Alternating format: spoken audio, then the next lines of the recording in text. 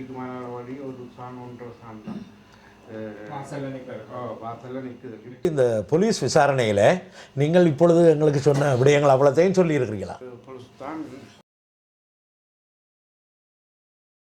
judiciaire digne. Sachez que la famille et la communauté tamoule et balbinienne ont... குட்டி காத்தியோடு எனக்கு நடுக்கம் பிடிச்சிட்டு பயம் பிடிச்சிட்டு நான் டக்குண்டு எந்த முதுகாலே போலீஸை கொஞ்சம் பின்னுக்கு தள்ளிட்டேன் தான். போலீஸ்காரனை கீழே இருந்து லிஃப்ட் அமர்த்தி மேலே கூட்டி கொண்டு போகிறேன். சின்ன காயம், இந்த பிளேட்டால் கீழ்ந்த மாதிரி ஒரு சின்ன காயம், இதுலேயும் குத்தி இருக்கிறான். குட்டி அப்படி என்னோட வாழ்க்கையில் அப்படி கதைக்கிறேன் இல்லை ஒன்றும் இல்லை. அண்டே குட்டி கதைக்கிறான், நீ என்ன கொல்ல போகிறதுக்கு ஆள் செட் பண்ணி வச்சுருக்கிறேன், கத்தியால் குத்திட்டாருங்கிற ஃபேமிலிக்கு இதில் ஒரு காயம். ஒரு 2 சத்தம் எனக்கு கேட்டது. அது வந்து ஒரு பெரிய இந்த வெடிச்சத்தம் மாதிரி இல்லை, இந்த ஒரு சாதாரண சத்தமாக 2 சத்தம் அடுத்தடுத்து கேட்டது.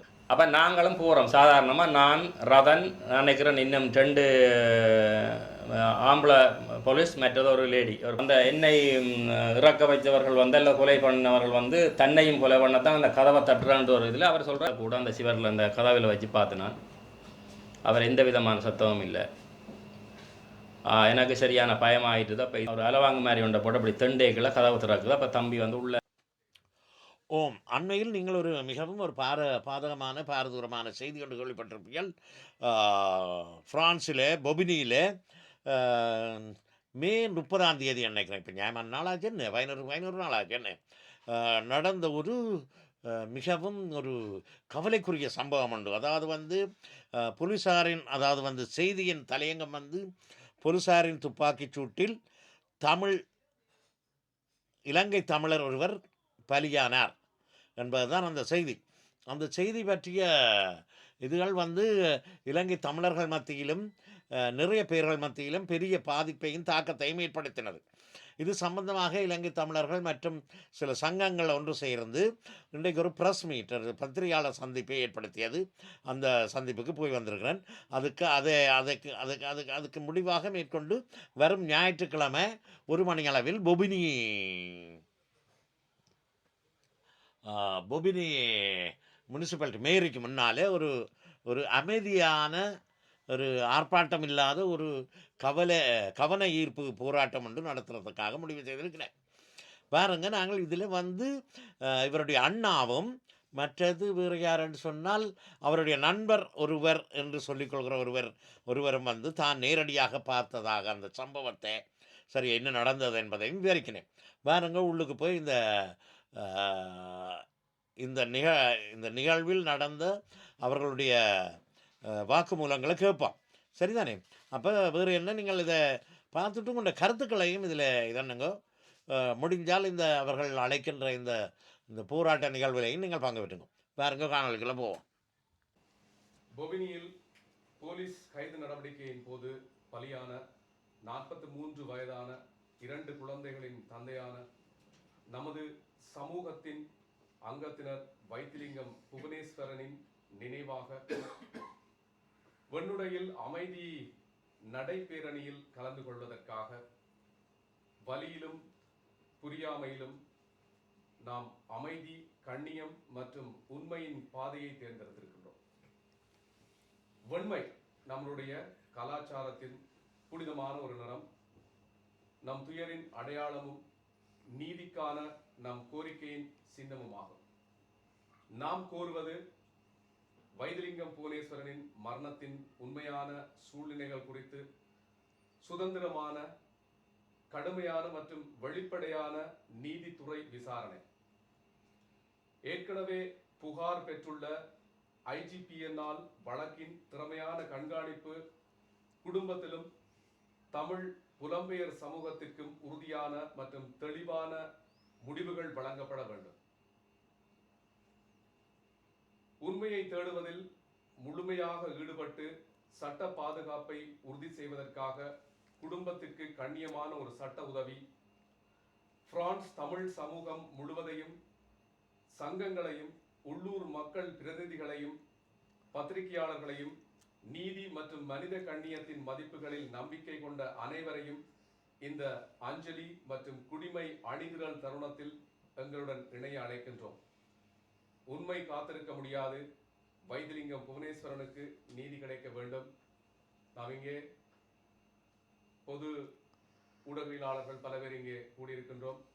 அதே போல இந்த நிகழ்வை நேரிலே கண்டவர்கள் பார்த்தவர்கள் இங்கே கூடியிருக்கின்றார்கள். ஆகவே இங்கு வந்திருக்கக்கூடிய சக ஊடகவியலாளர்கள் மற்றும் அனைவரும் உயிர் நீத்த சகோதரன் வைத்திலிங்கம் புவனேஸ்வரன் அவருடைய சகோதரனும் இங்கே வந்திருக்கிறார். அதே போல சம்பந்தப்பட்ட பலர் இங்கே இருக்கிறார்கள். உங்களுடைய கேள்விகளை நீங்கள் இங்கே முன்வைக்கலாம்.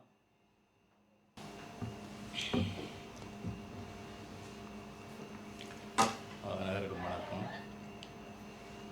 இது 30ஆம் தேதி 5ஆம் மாதம் இந்த எங்களுடைய சகோதரன், எங்களுடைய கடைசி தம்பி என்னுடைய புவனேஸ்வரன், வைத்திலிங்கம் புவனேஸ்வரன் குட்டி அவர்கள் போலீசார் என்ற துப்பாக்கிச்சூட்டில் பலியாக இருந்தார். அந்த சம்பவத்திலிருந்து நாங்கள் இன்னும் மீள இல்லை. உண்மையில் இந்த சம்பவத்தின் உண்மைத்தன்மை அறியாமல் பல ஊடகங்கள் பொய்யன்னு சொல்கிறத விட அபாண்டமான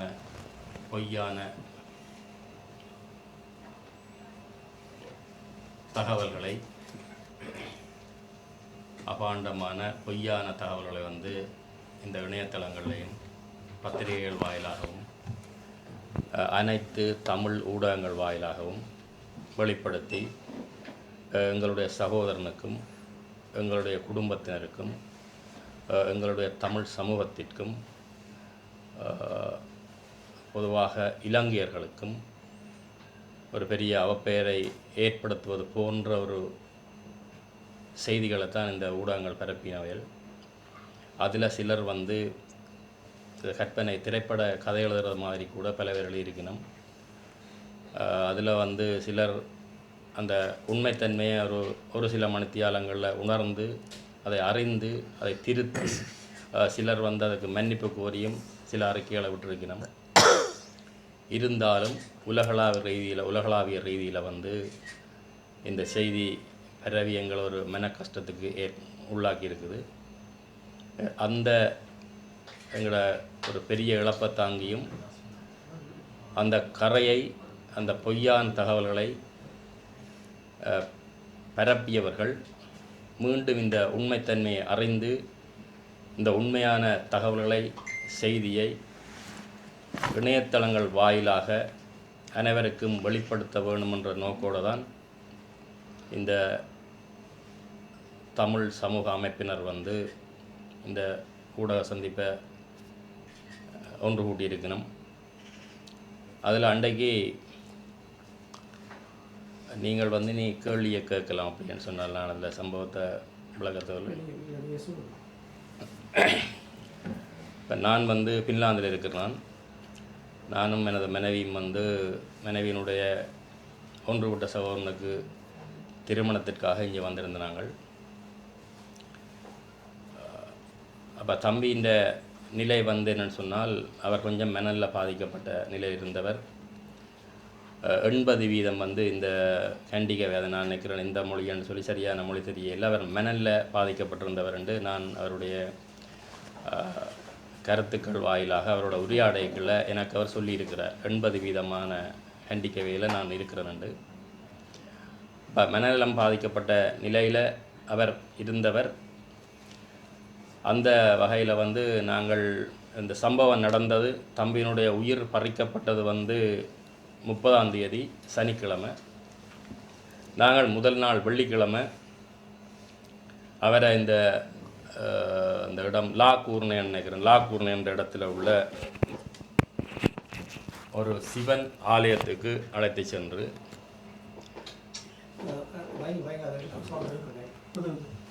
சிவன் ஆலயத்துக்கு அழைத்து சென்று அவரை அந்த பூசையில் கலந்து கொள்ள வச்சு அவருக்கு எங்கட அந்த சைவ சமய முறைப்படியான ஒரு நூலை அணிவித்து அவரை நாங்கள் அழைத்து அந்த லாக்கூர்னிலிருந்து நானும் என்னுடைய மனைவியினுடைய சித்தப்பாவும் வந்து நாங்கள் தங்கியிருக்கிற இடத்துக்கு போயிட்டோம். அப்போ தம்பியை நாங்கள் எங்களோட வர சொல்லி கேட்டு அப்போ அவர் அடுத்த நாள் இன்னொரு மனைவியினுடைய இன்னொரு சித்தப்பாவினுடைய வீட்டுக்கு செல்வதற்கான ஏற்பாடுகள் இருந்தது. அப்போ அங்கே செல்வதற்காக இவரை இன்று எங்களோட தங்கிட்டு போகுமாறு நான் கேட்ட வேளையில் அவர் சொன்னார், தான் வரையில்லை, நாளைக்கு நான் நேரடியாக அங்கே வாரேன்னு சொல்லி எங்களுக்கு தகவலை சொல்லிப்போட்டு போயிட்டார். போகிற உடனே அடுத்த நாங்கள் வந்து கிட்டத்தட்ட உறக்கத்துக்கு போயிட்டோம். ஒரு 11-12 மணிக்கு நாங்கள் தூங்க சென்றாங்க வேண்ட விட்ட. இவர் வந்து நான் விடிய எழும்பி ஒரு 7 மணி அப்படி பார்க்குறேன். இவர் ஒரு விளக்கம் இல்லாத பல மெசேஜ்களை வந்து ஃபோனுக்கு அனுப்பியிருக்கிறார். அதில் சில நண்பர்களும் தொடர்பு கொண்டு என்னோட கதைத்தவையல் இது என்னன்னு சொல்லி, அப்போ நான் இவருக்கு பல முறை தம்பிக்கு வந்து நான் தொலைபேசி அழைப்படுத்த பார்க்குறேன். அவ்வாறு அழைப்படுத்த பார்க்கைகள் அவர் எந்த விதமான ரிங்கிங் கண்டு போகுது, ஆனால் எந்த விதமான பதிலும் அவர் சொல்லலை, எந்த விதமான ஆன்சரும் இல்லை. அப்போ நான் ஒரு கிட்டத்தட்ட ஒரு 20 தடவைக்கு மேலாக அவருக்கு ஃபோன் அடிச்சுட்டு உடனே அங்கே இருந்து நான் இந்த ரேமில் இங்கே வந்துட்டேன். வந்து கதவை பலமுறை கையால் சட்டுறேன், அந்த கேண்டிலையும் பிடித்து அசைத்து பார்க்குறேன், எந்த விதமான சத்தமும் இல்லை. இந்த உள்ளுக்கு இப்போ நான் காதை கூட அந்த சிவரில் அந்த கதவில் வச்சு பார்த்தேன், அவர் எந்த விதமான சத்தமும் இல்லை. எனக்கு சரியான பயமாயிட்டுது. அப்போ இதில் வந்து அருகில் எங்களோட நீண்ட காலமாக நட்புறவில் உள்ள சிவாண்ணைக்கு நான் அடித்தேன். ஏனென்றால் அவர் தான் மிக அருகில் இருக்கிறார். அப்போ அவருக்கு கால் பண்ணுகின்ற வேளையில் அவரும் உடனடியாக இந்த இடத்துக்கு வந்து சேர்ந்து, நானும் கிட்டத்தட்ட அவரும் ஒரு அரை மணி நேரத்துக்கு மேலே 40 நிமிஷத்துக்கு மேலே நாங்களும் தட்டுறோம். கதவு திறக்கவில்லை. உடனே நான் என்ன செய்வோம்ன்ற அவர்கிட்ட கேட்கல. அவர் தான் சொல்கிறார் என்றால், அந்த நான் இங்கே வந்து மீண்டும் மீண்டும் சொல்லி அந்த சொல்ல எனக்கு வாயில் நிற்கிது. பொம்பியஸ் என்ற ஒரு அமைப்புக்கு இவர் அழைப்படுக்கிறார். அழைப்படுக்கிற வேளையில் அதில் அவர் வந்து பிரெஞ்சி வடிவாக கதைக்க மாட்டார்ன்ற காரணத்தால் அவரே சொன்னார், அப்படி யார்கிட்ட கொடுப்பான்னு யோசிச்சு கொண்டிருக்க ஒரு அந்த போஸ்ட் பாக்ஸுக்குள்ள போஸ்ட்டுகள் போடுற ஒரு இந்த பிரெஞ்சி நாட்டு பெண்மணி அந்த இடத்துல விரைக்குள்ள அவாட்ட இந்த தொலைபேசியை கொடுத்து இவர் வந்து விளக்கமாக சொல்கிறார், இப்படி நாங்கள் என்ன செய்த நாங்கள் எவ்வளோ நேரம் இப்படி அவருக்காக காத்திருந்து எல்லாம் செய்து பார்க்குறோம், சத்தம் இல்லை, அவர் மனோவில் பாதிக்கப்பட்டவர் என்று சொல்லி நான் சொல்கிறேன். அப்படி சொல்லுகின்ற வேளையில் அவர் எல்லாவற்றையும் அந்த அவாக சொல்கிறார். அவன் வந்து அந்த தொலைபேசியை வேண்டி முழு விஷயத்தையும் வந்து அந்த பொம்பியஸ் என்ற அந்த தொலைபேசி அழைப்புக்கு பதில் சொல்லி கொண்டிருக்கிறார். அப்போ சிறிது நேரத்தில் அதை சரியாக துல்லியமாக நான் சொல்ல தெரியல, ஒரு 10-15 நிமிஷத்துக்குள்ளே அந்த பொம்பியஸ் என்றவையல் வந்தினம். அவையால் அந்த கதவை திறக்கக்கூடிய பெரிய ஒரு ஆயுதத்தோட ஒரு பிக்கான் மாதிரி ஒன்று ஒரு கோடாலி அப்படி கொண்டு வந்து முதலும் அவையாலும் வந்து ஒரு 5-6 நிமிஷம் தட்டி பார்க்கணும், கதவை திறப்படையில். திருப்பி திறக்கிற வேளையில் இந்த ஒரு அலவாங்கு மாதிரி ஒன்றை போட்டு அப்படி தெண்டேக்கில் கதவை திறக்குது. அப்போ தம்பி வந்து உள்ள ஒரு கையால் தள்ளி கொண்டு நிற்கிறார். திறந்த கையோட இவையாலும் போயிடணும், இந்த பொம்பியஸ் என்ற அமைப்புக்காரரும் போயிடணும். நான் இந்த ஆங்கிலத்தில் அவைகளோட இதுவும் பேசுவோம் என்று எத்தனைக்கு அவைகள் வந்து எந்த இதுவும் இல்லை, அந்த கதவை திறந்துட்டு அவைகள் வழிகிடணும். அப்போ நான் உடனே இப்போ இவர் சிவாண்ண தான் முன்னுக்கு நின்றவர். அப்போ அவர் ஏதோ ஒரு சத்தம் ஒன்று கேட்டான்னு சொல்லி நான் உண்மையில் எதிர்பார்த்து போனது, தம்பி ஒரு மெசேஜ்கள் எல்லாம் போட்டுக்கிறார். ஒரு சரியான பதட்டத்தோடு நான் அங்கே நின்று நான் ஏன்னு சொன்னால் இந்த இவ்வளோ நேரம் தட்டியும் அவர் கதவை திறக்க இல்லை. என்ன நடந்தோன்ற ஒரு பெரிய ஒரு ஒரு நடுக்கத்தோடு நான் அதில் நின்றனான், பதட்டத்தோடு நின்றனான். இவர் கதவை திறந்த உடனே ஓகே அந்த நடக்கம் எல்லாம் மாறிட்டுது. அப்போ சிவாண்ணை சொல்கிறார், ஒரு சத்தம் கேட்குறேன்னு சொல்லி போட்டு சிவாண்ணை வழிகிட்டு போயிட்டார். அப்போ நான் சிவாண்ணைக்கு திருப்பி கால் பண்ணுறேன். அவர் சொல்கிறார், தான் எங்கேயோ கடைக்கு சாமான் எடுக்கவங்க வெளிக்கிட்டேன், காரில் போய் கொண்டிருக்கிறேன்னு சொல்கிறார். அப்போ நான் உள்ளே போகிற நேரத்தில் தம்பி வந்து கொஞ்சம் ஒரு பதட்டமான நிலையில் இருக்கிறார். கைகள் எல்லாம் கொஞ்சம் நடுங்குற மாதிரி இருக்குது. அப்போ கொஞ்சம் பதட்டமான நிலையில் இருக்கிற வேளையில் நான் அவரை கட்டி அணைத்து இந்த தாடையெல்லாம் இப்படி தடவி அவரை அணைச்சி ஒரு என்னென்ன முதுகிலெல்லாம் தட்டி என்னென்னு கேட்குறான்னு. இல்லை அவர் சொல்கிறார், உனக்கு உயிராபத்து நடந்துட்டுது, எல்லாரும் வந்து சுற்றி நிற்கிறாங்க, என்னையும் கொல்ல போகிறாங்க, அவர் கதவால் எல்லாம் இந்த ஜன்னலால் பின்னுக்கு நின்று எட்டி பார்க்குற மாதிரி இருக்கிறதெல்லாம் எனக்கு சொல்கிறார். அப்போ அவ்வாறு சொல்லிகளை நான் சொல்கிறேன், அடே நீ இருக்கிறது 9ஆம் மாடியில், இப்போ நான் இந்த உயிரோடு நிற்கிறேன்னு சொல்லி அவரை கூல் பண்ணி அவரை ஒரு அமைதி அடைய வைக்கிறேன். ஓகேன்ட்டு அவர் இருக்கிறார். அப்போ அந்த நேரத்தில் அவருடைய அவர் தங்கியிருந்த அறையினுடைய 2 ஜன்னல்களும் மூடி இருந்தது. அப்போ அவர் நான் ஜன்னலை உடனே திறந்து அவரை கொஞ்சம் காற்றுகள் பிடிக்க விட்டு கொஞ்சம் விளையாண்டோன்னா அவர் நோமலுக்கு வந்துட்டார். வந்து நான் என்ன செய்தேன், அவருக்கு ஒரு டீ ஊற்றி கொடுத்தேன். டீயை குடித்தார். வேன் அப்போ கதவை திறக்கையில் நான் அண்ணா வந்து நிற்கிறேன், கோவம் வந்து நிற்கிறேன்னு சொல்லி நான் சொன்னேன். நான் தானே ஏன் திறக்கையிலேண்டு அவர்கிட்ட கேட்டேன், இப்படி அடி தட்டு ஏன் திறக்கையிலேண்டு. அப்போ அவர் என்ன செய்கிறான்னு சொன்னால், நான் நினைக்கிறேன் அவருக்கு ஒரு கனவு மாதிரி அல்லது ஏதோ ஒன்று நடந்துட்டு. அப்போ அவர் சொல்கிறார், உன்னை போட்டாங்கன்னு சொன்னால் அவர் யோசிக்கிறார் போலக்கு. அந்த என்ன நான் இறந்துட்டேன், அந்த என்னை இறக்க வைத்தவர்கள் வந்து அல்ல கொலை பண்ணவர்கள் வந்து தன்னையும் கொலை பண்ணத்தான் அந்த கதவை தட்டுறான்ற ஒரு இதில் அவர் சொல்கிறார், தான் இரவு முழுவதும் நான் வந்து நெத்திர கொள்ளையில் நடந்து கொண்டே இருக்கிறேன்னு சொல்கிறேன். அப்போ நான் அந்த பேரையும் சொல்லி கூப்பிட்னாங்க, ஏன் நீ கூப்பிடலன்னு கேட்டேன். பேரெல்லாம் சொல்லி எல்லாரும் கூப்பிட்டுனாங்களானே ஏன் திறக்கலைன்னு அவர் அதுக்கு எதுவும் கதைக்கல. அப்போ டீயை ஊற்றி கொடுத்தேன். பிறகு கொஞ்சத்தால் கொஞ்சம் அமைதியாகிட்டார். பிறகு உடனே ஒரு வாழைப்பழம் அந்த மேசையில் இருந்த அவர்கிட்ட மேசையில் வாழைப்பழத்தையும் கொடுத்தேன், சாப்பிட்டார். பிறகு தண்ணி கொஞ்சம் கொடுத்தேன். கொஞ்சம் நேரம் இருக்கிறேன் நான் அவர் கிட்டத்தட்ட ஒரு மணித்தியாலம் 1.5 மணித்தியாலத்துக்கிட்ட அவரோட இருக்கிறேன். இருந்து எல்லாவற்றையும் சொன்னால் அவர் நோமலுக்கு வந்துட்டார். அப்போ நான் வெளியில் பாவன் கடையடிக்கு போக மாட்டேன். ஏன்னா அவர்கிட்ட இந்த அருகில் ஒரு கடை இருக்குது. அந்த கடையெல்லாம் அவர் வாரது போகிறது, இந்த நண்பரோட பழகிறது எல்லாம் வந்து அந்த கடையில் தான். அப்போ வாக்குகளை கடைக்கு போவோம்னு சொல்லி அவர் சொன்னார், இந்த கதவை முடைச்சிட்டாங்க, நான் என்னென்று வாரதுக்கு இல்லை டாக்குமெண்ட்ஸ் அதெல்லாம் இருக்குது, யாரும் எடுத்துருவாங்க, நான் வரையில் நீ வலிக்கலன்னு சொன்னேன்.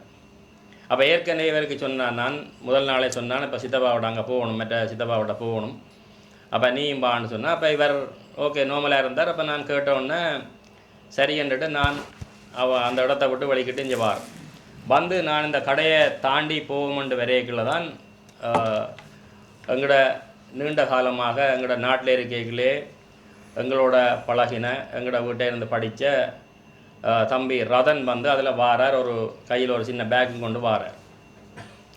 அவ்வாறு வருகிற நேரத்தில் நான் கிட்டத்தட்ட அவரை 20 வருஷத்துக்கு பிறகு தான் நான் அவரை சந்திச்சுக்கிறேன்னு நினைக்கிறேன். அப்போ அவர் வந்து அண்ணன் கூப்பிட்டு வரைக்கல, நானும் அவரை கண்டுட்டு நானும் அவர் கண்டு அதில் கதைச்சி கொண்டு நிற்கிறோம். கதைச்சி கொண்டு நிற்கிற நேரத்தில் இந்த கடையில் வேலை செய்கிற ஒரு தம்பி, நான் நினைக்கிறேன் அவரை சோட்டா ஐயாண்டு கூப்பிட்றது, அவரை ஏற்கனவே தம்பி அறிமுகப்படுத்தியிருக்கார். அவர் நான் கடைக்கு வரைகளை அவர் அறிமுகப்படுத்தியிருக்கிறார். அவர் வந்து என்ன கேட்கல. நான் சொன்னேன், இப்படி நான் கூட்டிகிட்ட போயிட்டு வந்தேன் இருக்கிறான். அவள் என்ன வேண்டது, நான் அவருக்கு போயிட்டு வாரேன்னு சொல்லி போட்டு இவர் என்ன செய்கிறாருன்னு சொன்னால், இவர் வழிக்கிட்டு அப்படியே நடந்து கூட்டிகிட்ட போகிறார். நானும் ரதனம் வந்து இந்த கடைக்கு முன்னுக்கு நின்று கதைச்சி கொண்டு நிற்கிறோம். அவ்வாறு கதைச்சி கொண்டு நிற்கல ரதன் என்ன தம்பி அந்த போன தம்பி என்ன செய்கிறாருன்னு சொன்னால், ஃபோனில் தண்டை ஃபோனில் கால் பண்ணி அந்த இதை வந்து இந்த கடையின் முதலாளிக்கு அவர் கொடுத்துருக்கிறார். அவரும் கதைச்சிருக்கிறார். பிறகு வந்து அவரோட கதைச்சி முடிஞ்ச உடனே ரதனுக்கும் அடித்து கொடுத்துருக்கிறார். ரதனும் அப்போ ரதன் எனக்கு கொஞ்சம் தூரத்தில் நின்று அந்த அவரோட கதைச்சி கொண்டு நிற்கிறார். அப்போ கதைச்சி கொண்டு நிற்கல ரதன் பிறகு கொஞ்சம் ஏற்றால நான் என்ன தான் போறியான்னு சொல்ல ரதன் நான் போகிறேன் நீங்களும் வாங்கன்னு சொன்னார். அப்போ நானும் பெறணுமான்னு நீங்களும் வாங்கன்னு சொல்லி போட்டு நாங்கள் ஒரு சர்ச்சையிலாக சும்மா போனது. நானும் ரதனும் வந்து சும்மா சாதாரணமாக போனாங்க. அப்போ அவர் கொஞ்சம் நேரம் நின்று கதைச்சிருப்போம், ஒரு 10-15 நிமிஷம் 10 நிமிஷம் அப்படி கதைச்சிருப்போம். அப்போ அந்த நேரம் ஐயாண்ட தம்பியும் வந்துட்டார். அப்போ நான் அவர் வரையக்கில் நானும் ரதனும் அந்த இடத்துக்கு போய் கொண்டிருக்கோம். அவ்வாறு போய் கொண்டிருக்கைகளில் அந்த நாங்கள் கதவை திறந்தது, ஏற்கனவே கதவை திறந்திருக்குது. நானும் ரதனும் வந்து அந்த கேட்டடிக்கு போய்க்குள்ள ரதன் என்ன செய்கிறான்னு சொன்னால் பார்க்குறார். அப்போ ரதனுக்கு நான் நினைக்கிறேன் அந்த தம்பியால் முதுகில் ஒரு சின்ன கீறு, அதைத்தான் வந்து பத்திரிகைகள் வந்து பெரிய கத்தியால் குத்தி அங்கால வந்துட்டுதுன்னு சொல்லி, அது வந்து ஒரு அந்த பல்லாக இருக்கிற ஒரு பான் பட்டுற சிறிய கத்தி, ஒரு சிவப்பு பிடி, உண்மையில் அதன் அளவு வந்து ஒரு சிறிய அளவு, அந்த கத்தியால் ஒரு சிறிய காயம் மட்டும் அவருக்கு ஏற்பட்டிருக்குது. அப்போ அவரை வந்து எனக்கு தெரியல, அது என்ன ஒரு சிவப்புடுப்பான ஆக்கள் வந்து அந்த அவரை வந்து ஒரு வண்டியில் இதில் வச்சு தள்ளி கொண்டு வீல் சேரில் வந்து தள்ளி கொண்டு வந்தவை. அப்போ அவ்வாறு தள்ளி கொண்டு வரைகளில் அப்போ ரதனுக்கு என்ன விளங்குனதோ அல்லது ரதனுக்கு அந்த பொடியன் சொன்னது விளங்குனதோ என்னென்று எனக்கு தெரியல. ரதன் உடனே என்ன செய்கிறாருன்னு சொன்னால், ரதனிட்டாவே ஏதோ பொலிஸ் கதைக்கணும், அதில் 3 பொலிசு நிற்கணும். பொலிஸ் கதைச்ச உடனே ரதன் சொல்கிறார், எந்த நண்பனோ என்னமோன்னு சொல்கிறார். அந்த அட்ரஸையும் அவர் சொல்கிறார் அப்படின்னு சொன்னால் இதில் அந்த அட்ரஸ் அந்த முன்னுக்கு இருக்குது, அந்த என்ட்ரன்ஸுக்குள்ளே வந்து அந்த வீட்டினுடைய அனைத்து அட்ரஸ்களும் இருக்குது. அப்போ அதில் அவர் சொல்கிறார் இந்த தம்பிகிட்ட இது வந்து வேற்ற அட்ரஸ்ன்னு சொல்லி. அப்போ நாங்களும் போகிறோம் சாதாரணமாக. நான் ரதன் நினைக்கிறேன், இன்னும் 2 ஆம்பளை போலீஸ், மற்றது ஒரு லேடி, ஒரு பொம்பளை போலீஸும் போயிடும். அப்போ நானும் உள்ள போய்க்குள்ள போலீஸ் என்ன கேட்குது, என்ன கேட்குது, ரதன் தான் பதில் சொல்கிறார், இவர் வந்து அண்ணா. அப்போ உடனே போலீஸ் கேட்குது, அவர்கிட்ட கேட்குறா. அப்போ நான் என்னென்னு கேட்குறேன்னு ரதன் சொல்கிறார், உங்களுக்கு பிரெஞ்சு தெரியுமோண்டு. அப்போ பிரெஞ்சு தெரியாண்டோடனே ரதனையும் கூட்டிக் கொண்டு அந்த 3 போலீஸும் உள்ளே போனவையல். இப்போ எனக்கு தெரியாது இவைகள் இடத்துல போனவையல்ன்ற ஒன்றும் தெரியாது. அப்போ நானும் அதை சாதாரணமாக, ஏனண்டா போலீஸ் போகுது, நானும் அதை சாதாரணமாக நினைச்சு கொண்டு நானும் விட்டுட்டேன். நான் வெளியில் நின்றேன். வெளியில் நின்ற சந்தர்ப்பத்தில் ஒரு 2 சத்தம் எனக்கு கேட்டது. அது வந்து ஒரு பெரிய அந்த வெடிச்சத்தம் மாதிரி இல்லை, அந்த ஒரு சாதாரண சத்தமாக 2 சத்தம் அடுத்தடுத்து கேட்டது. அப்போ நான் என்ன செய்தேன்னு சொன்னால் ரதனுக்கு உடனே ஃபோன் பண்ணுறேன். ரதனுக்கு ஃபோன் பண்ண ரதன் உடனே ஆன்சர் பண்ணுறார். என்னென்னு கேட்டால் ரதன் என்ன சொல்கிறார் ரதன், அது நார்மலாக இருக்குது, அந்த இது சும்மா கரண்டால் அடிச்சிருக்கணும், பிரச்சனை இல்லைன்னு சொல்லி சொல்கிறார். அப்புறம் ஒரு 20 செகண்ட் 10 செகண்ட் கதைச்சிருப்போம். அப்புறம் திருப்பி நான் அடிக்கிறேன்னு என்ன உண்மையை சொல்கிறதன்னு சொல்ல ரதன் சொன்னேன், இல்லை அது பிரச்சனை இல்லை, ஆள் மயங்கிட்டார், ஒரு பிரச்சனையும் இல்லை என்று சொல்லி இப்படி 3-4 நேரம் நான் ஃபோன் பண்ண ரதன் வந்து எனக்கு சொல்லி கொண்டுக்கிறார், நான் பயந்துடுவேனோ அல்லது என்னவோன்னு சொல்லி அவர் அந்த உண்மையை சொல்லலை எனக்கு. அப்புறம் இப்படி இருக்க வாகனங்கள், போலீஸ் வாகனங்கள் கணக்கு இதெல்லாம் வருது, ஏராளமான வந்துட்டு ஒரு கிட்டத்தட்ட ஒரு 100 போலீஸு அதுக்கு மேலே வந்துட்டுது. வந்து எல்லாம் என்னொன்னா கன நேரம் ஆயிட்டுது, ஒன்றையும் காணையில். நான் நினைக்கிறேன் ரதன் கிட்டத்தட்ட ஒரு 3/4 மணி தியாலத்துக்கு பிறகு வெளியில் வார ஒரு வந்து என்னென்று கேட்கத்தான் ரதன் அந்த செய்தியை சொல்லுவது, நெஞ்சில் சுட்டவங்கள் ஒரு சுட்டு அந்த இதுக்குள்ளால் போயிட்டுது. அப்போ நான் கேட்டேன் என்ன நடந்தான்னு சொல்லி. அப்போ கத்தியை உயர்த்தி கொண்டு நின்றவர், மேலே கையை உயர்த்தி கொண்டு நின்றவர். அப்போ நான் கேட்குறேன், அவர் வந்து என்ன கத்தியை உயர்த்தி கொண்டு என்னென்று சொல்ல, இல்லை கத்தியண்டு 2 தடவை போலீஸ் சொன்னதாம் கத்தியை கீழே போடண்டு, ஆனால் அவர் போட இல்லை, போலீஸ் உடனே சுட்டுன்னு சொல்லி எனக்கு சொன்னவர். அவ்வளோதான் நடந்தது. தான் சொல்லியிருக்கிறான் குட்டி, இப்படி ரதனோடு இன்னும் சொல்கிற ரதனோடு கூடாத ஆள், அவனை நம்பக்கூடாது, அவனை நாக்கில் வச்சு அடிக்கிறதுக்கு பிளான் போடுறான் அதுன்னு சொல்லி ஐயாவோட காய்ச்சி போட்டு குட்டி சொல்லியிருக்கிறான், உனக்கு ரதனுக்கு போன் அடிக்கணுன்னா. அப்போ குட்டி காய்க்கிறான், எங்கடா நிற்கிறான்னா, நான் என்னன்னு கீழே நிற்கிறேன்டா கடைக்கு கண்ணத்தான். அந்த ஒரு குட்டி அப்படி என்னோட வாழ்க்கையில் அப்படி கதைக்கிறேன் இல்லை ஒன்றும் இல்லை. அண்டே குட்டி காய்க்கிறான், நீ என்ன கொல்ல போகிறதுக்கு ஆள் செட் பண்ணி வச்சுருக்குற, நான் உன்னோட இப்படி அவ்வளோ உண்டா படுத்தோண்டா விரும்பினாங்க, இப்படி எல்லாம் செய்கிற, நீ ஒரு கெட்ட ஆளுன்னு சொன்னோன்னா நான் கோவம் வந்துட்டு, நான் கேட்டோம் எனக்கு என்ன பிரச்சனை ஆண்டு கேட்டுட்டு நான் கோவத்தில் தெளிவான கட் பண்ணிட்டேன். அப்போ அதுக்கு பிறகு நான் இப்படி நடந்தேன்னு சொல்லி அன்னைக்கு வந்து சொன்னேன். அப்போ அதுக்கு பிறகு தான் அந்த ஐயா வந்தவர், போன ஐயா வந்து காய்ச்சிட்டு நான் அப்போ கடைக்குள்ள நின்றேன். அப்போ ஒவ்வொன்றும் வெளியில் அவருடைய தொழில்நுட்ப கட்சியிருக்கத்தான் கூப்பிட்டார், அதன் வாங்க பொம்பியை எல்லாம் போகுது, பிரச்சனை உதவியில் என்னன்னு போய் பார்ப்போம். அப்போ அதுக்கு பிறகு தான் நாங்கள் போகிறோம், நானும் கோவன்னு தான் போகிறோம். குட்டின வீட்டை போவோம்ட்டு வாசல் திறந்துருக்கு. வாசலில் திறந்தால் குட்டின்ற வீட்டுக்கு பக்கத்து வீட்டு அந்த ஆப்கானிஸ்தான்காரன் வந்து பொம்பளைகள் அவங்க சொந்தக்கார ஃபேமிலியெல்லாம் கீழே நிற்கினோம். நாங்களும் வரத்தான் அந்த பொம்பி, ஏனெண்டா குட்டி வந்து அவனே சொல்கிறான், அந்த அமி வந்து சொல்கிறான், அவங்க ஆக்கள் உண்ட அமி வந்து மேலே வந்து கத்தியால் குத்திட்டாருங்கிற ஃபேமிலிக்கு இதில் ஒரு காயம், இதில் ஒரு குத்து, இதில் ஒரு குத்து உண்டு. ஆனால் அங்கே வந்து நான் பார்த்தத இது ஒரு சின்ன காயம், அந்த பிளேட்டால் கீழ்ந்த மாதிரி ஒரு சின்ன காயம், இதுலேயும் குத்தி இருக்கிறான், இதில் இருக்கும், அதெல்லாம் பெரிய காயம் இல்லை. அவன் வந்து நார்மலாக 6-7 மணிக்கெல்லாம் அவன் ஹாஸ்பிட்டலால் வந்துட்டான் வீட்டுக்கு. அப்போ இப்படி சொல்லி கொண்டு இருக்கல கோவண்ணே என்ன பக்கத்தில் நிற்கிற கோவண்ணும் ஃப்ரெஞ்சு தெரியா. அப்போ நான் தானே அவளுக்கு எக்ஸ்பிளிகே பண்ணுறேன், நம்மளை அதை எப்படி என்ன குத்திட்டானாம், இப்படி நீங்கள் எங்களை போவேனாம்னு சொல்லிட்டேன். அப்போ கோவண்ணை சொல்லிட்டு ரான் போகிறவங்க வெயிட் பண்ணி பார்ப்போம், போனால் அது எங்களுக்கு பிரச்சனை நடக்குவோம். அப்போ நாங்கள் நிற்கிறோம், நாங்கள் நின்ற கையோடு தான் 3 போலீஸ் வருது. வந்தோன்னா ஆப்கானிஸ்தான்காரன் தான் பொலிஸுக்கு எக்ஸ்பிளிக்கே பண்ணுறான்.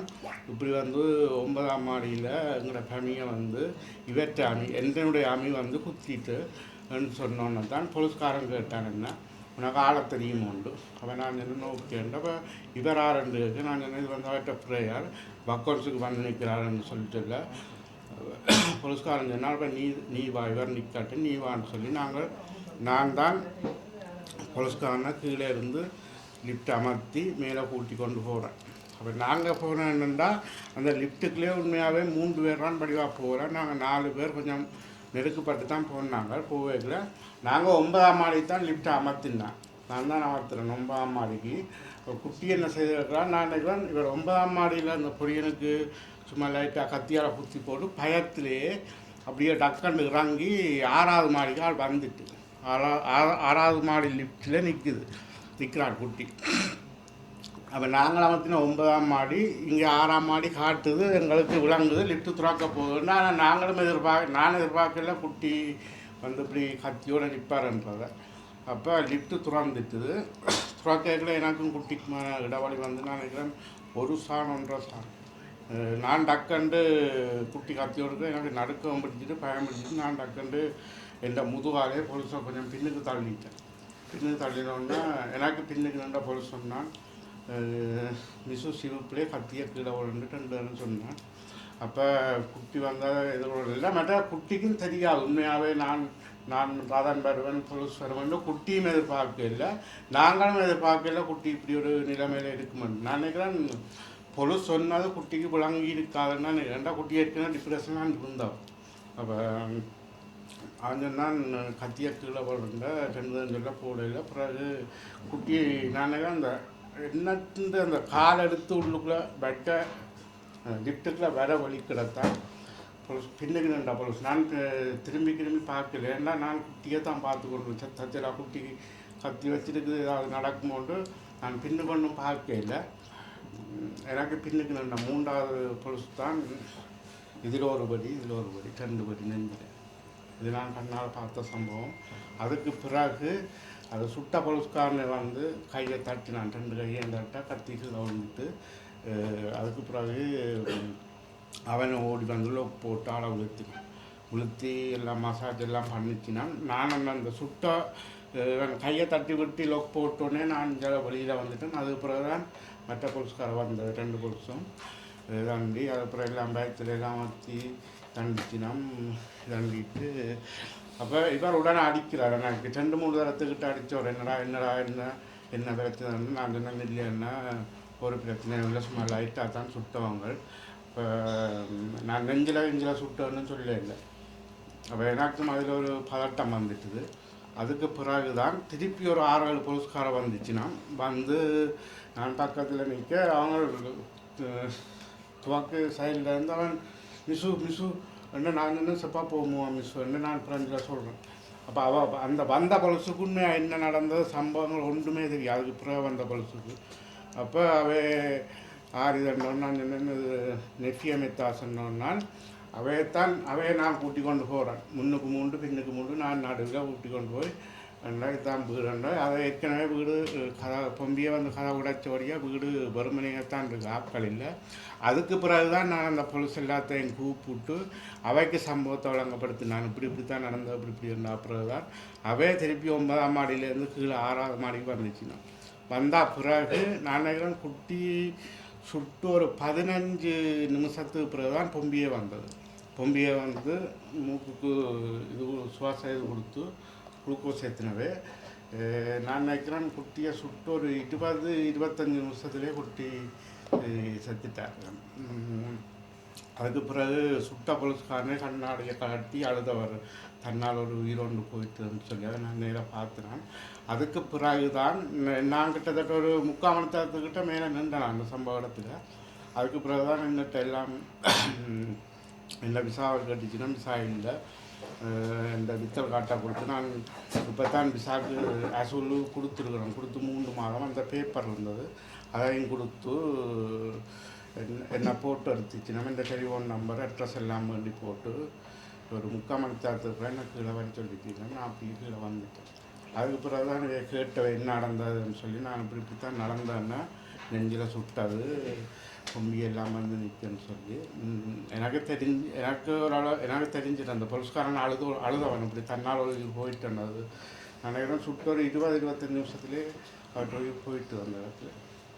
அதுக்கப்புறம் நான் கீழே வந்து இவைக்கு நான் உடனே சொல்ல இல்லை செத்துட்டுதுன்னு சொல்லி பிறகு நான் நினைக்கிறேன் ஒரு 3-3:30 போல தான் கொம்சாரியாக வர சொல்லி வேறு குட்டின பிள்ளைகள் போன இடத்துல தான் போலீஸ் சொன்னால் நம்ம இப்படி 2 பேரை குத்தி தண்டது போலீஸ் சுட்டு செத்துட்டு சொல்லி வார்த்தை பிரயோகங்கள் செய்ய வேணும்.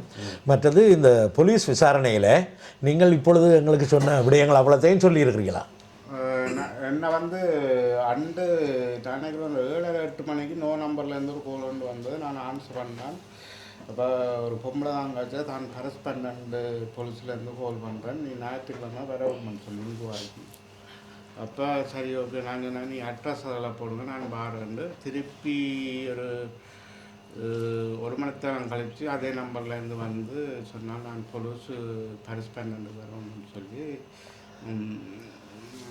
போன இடத்துல சரி பாருன்னுட்டு அப்புறம் நான் அடுத்த நாள் போனேன் கரஸ்பாண்டுக்கும் சரியாக ஞாயிற்றுக்கிழமை அங்கே போயிட்டு எல்லாம் விசாரணை எல்லாம் நடந்தது. நான் அப்படியே இப்போ இந்த லிஃப்ட்டில்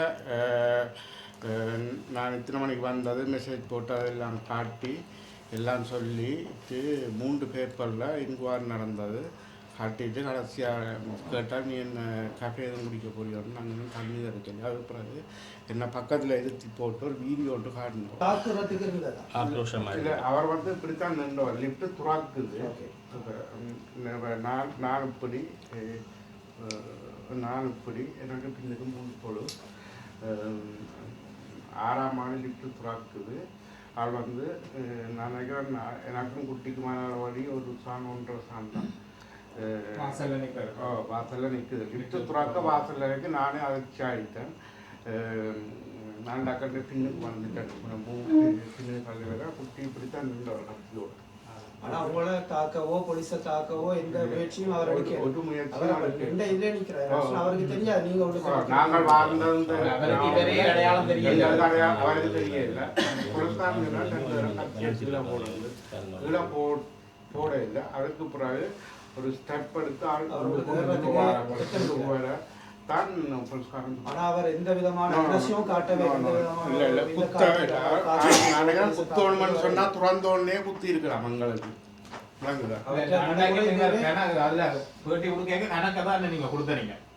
நான் எல்லாம் தான் கொடுத்தேன். அந்த வீடியோ நீங்க பார்த்தீங்கன்னா கட் பண்ணி அதான் போட்டுருக்கேன். நான் ஃபுல்லாக தான் கொடுக்குறேன். எல்லாருக்கும் வந்ததுக்கு நன்றி. இதில் ஒரு சின்ன விளக்கம் இது கூட்டுறது தான் நாங்கள் உங்களை கூப்பிட்டுருக்கிறோம். மிச்ச விசாரணைகள் எல்லாம் போலீஸ் பார்த்துக்கொள்ளும் அந்த நம்பிக்கையில நாங்களும் இருக்கிறோம். மிச்ச பிரான்ஸ்ல நாங்கள் நீண்ட காலமாக இருந்து கொண்டிருக்கிறோம். தமிழ் மக்களுக்கு நியாயமான சில தீர்ப்புகளாம் வந்து கொண்டிருக்கிறோம். அந்த அடிப்படையில் இந்த தம்பிக்கு நடந்த இதை நாங்கள் பிரான்ஸ் இந்த ஜஸ்டிஸை நாங்கள் நம்புகிறோம். அதில் நாங்கள் எல்லாரும் நம்பிக்கையை வச்சுக்கொண்டு நாங்கள் இந்த 2 காலம் இதை முடிப்போம். ஆனால் நாங்கள் கேட்கறது என்னென்னா வார ஞாயிற்றுக்கிழமை நாங்கள் தமிழ் கம்யூனிட்டி இந்த பிரான்ஸில் இருக்கிற கம்யூனிட்டி எல்லாரும் அந்த ஒன்று கூட இருப்பாங்க. அது எங்களை நந்தகுமார் இங்கே சங்கத்தார் அவராக இருக்கிறார். அவற்றை தலைமையில் அது நடக்குது புகினியில். அவர் நீங்கள் உங்கள் அழைப்புல நீங்கள் விட்டீங்கன்னா நல்லது. Bonsoir à tous. Yasmina. Pardon. Donc bonsoir à tous. Je me présente, Yasmina Chaloua Itamed. Je suis effectivement conseillère municipale à Bobigny. Donc je voulais ce soir apporter mon soutien à la famille avant toute chose, à la communauté tamoule, mais aussi à la communauté balbinienne touchée par ce tragique événement. Un homme, un mari, un père est mort dans des conditions qui ne devraient pas arriver sous aucun prétexte. 2 enfants, une femme, une famille vont devoir retrouver un équilibre, se construire avec la perte d'un père. Un père dans un foyer, c'est un pilier. Aussi, je félicite cette démarche de paix dans laquelle vous êtes et je soutiens pleinement votre demande vos demandes qui ont été dites de façon très explicite, à savoir une enquête judiciaire indépendante, une intervention des services de l'IGPN et un accompagnement judiciaire digne. Sachez que la famille et la communauté tamoule et balbinienne ont tout mon soutien dans cette démarche. Je m'inscris à vos côtés pour faire valoir ces droits, parce que ce que vous demandez, ce sont simplement des droits. Encore une fois, toutes mes condoléances à la famille, et je souhaite que Kuti repose en paix. Merci, merci à vous. இதே ஒரு ஆள் நீங்கள் தமிழில் அவன் இந்த லோக்கலில் இருக்கிற elected members அவங்களுக்கு முதல் ஆதரவை தருகிறாவாம். இந்த முக்கியமாக தமிழ் கம்யூனிட்டிக்கு தருவான். மற்றது நடந்தது மிகப்பெரிய ஒரு நடக்கக்கூடாத ஒரு விடயம் நடந்துட்டு அதுக்கு தன்னாலே கூடிய சப்போர்ட் தர்றான்னு சொல்லியிருக்கிறான். அவரை அவற்றை ஆத்மா சாந்தி அடையணும் என்றதை சொல்லியிருக்கான்.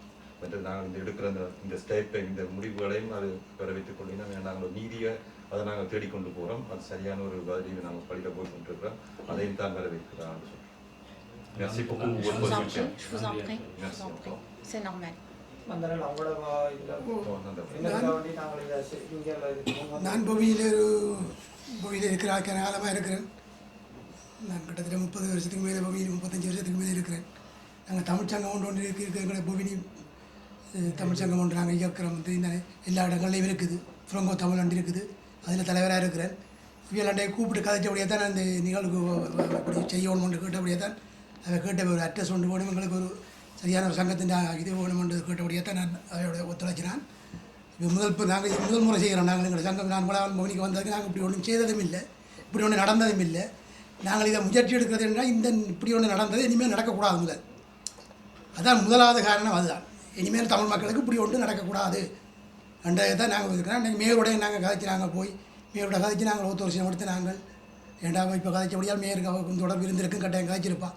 அப்போ மேயருடைய வருஷம் எந்த ஒத்துழைப்பு நான் தார ரெடியாக இருக்கிறேன், நீங்கள் மேரியில் என்ன செய்யணுன்றாலும் மேருக்கு முன்னாலேயோ எங்கேயோ செய்யலாம், அதுக்கு எந்த தடையும் இல்லைன்னு சொல்லிட்டார். இப்போ அவர் எங்களுக்கு சில நேரம் நாங்கள் ஞாயிற்றுக்கிழமை செய்கிறோம், திங்கட்கிழமை எங்களுக்கு ப்ரிஃபெக்டூரில் சந்திக்கிறதுக்கும் ஒரு அப்பாயின்மெண்ட் எடுத்தவர் 3 பேர் போய் கதைக்கலாம், ப்ரிஃபையோட கதைக்கலாம். நாங்கள் இந்த பிரச்சனை நடந்ததை பற்றி விளக்கப்படுத்தி கதைக்கலாம். மைந்தனுக்கு தெரியும் அது விஷயம். மைந்தன் அந்த விஷயங்கள் நடைமுறையில் கொண்டு வருவார். ஏன்னா அவரால் இந்த கடிதங்களில் அம்மையருக்கு பூமிக்கு ஏன்னா இப்போ பொலிச்சுக்கல் அமைப்பு எல்லாம் எங்களுக்கு அந்த 1 வருஷத்துக்கு எல்லாம் அலுவலர் பார்த்தவர். இப்போ நேற்று என்ன போலீஸ்காரன் அடித்தவங்க பிரசிடென்ட் அடித்து கதைச்சவங்க 2 நாள் அடித்தவங்க இன்றைக்கும் அடித்து கதைச்சவங்க எங்களுக்கு எந்த ஒரு பிரச்சனையும் இல்லை. ஒரு எங்களுக்கு இந்த இது செய்கிறதுக்கு எங்களுக்கு எல்லாம் ஓகே பண்ணிட்டாங்க. எங்களுக்கு ஒரு இமெயில் வரும், நாளைக்கு பின்னேரம் ஒரு இமெயில் வரும், நாளைக்கு காலை வரும். அந்த இமெயில் ஓகேண்டா இல்லாட்டி அப்படி வரையிலேண்டா தனக்கு ஃபோன் பண்ண சொன்னோம். அதோடு நாங்கள் வந்துடுதா ஓகே சக்ஸஸ். எங்களுக்கு இனி எந்த ஒரு பிரச்சனையும் இல்லை. நாங்கள் எங்களுடைய நடவடிக்கையை நாங்கள் முன்னெடுத்து போகலாம், அவ்வளோதான். ஆனால் இந்த ஒரு பிரச்சனை நாங்கள் இதை செய்து முடித்தோம் என்றால் எங்களுக்கு ஒரு ஒற்றுமை வேணும். இனிமேல் நாங்கள் இப்படி ஒரு நிகழ்வு தமிழாக்கள் பொவினி மட்டுமில்லை தமிழ் மக்களுக்கு இடையிலே ஒரு இப்படி ஒன்று நடக்காமல் இருக்கிறதுக்கு இது ஒரு முதல் படியாக இருக்குமென்று நான் நினைக்கிறேன். நாங்கள் அதை முன்னெடுப்போம். ஓகே ஓ ஞாயிற்றுக்கிழமை அந்த டைம் உங்களுக்கு கொடுத்துருங்க.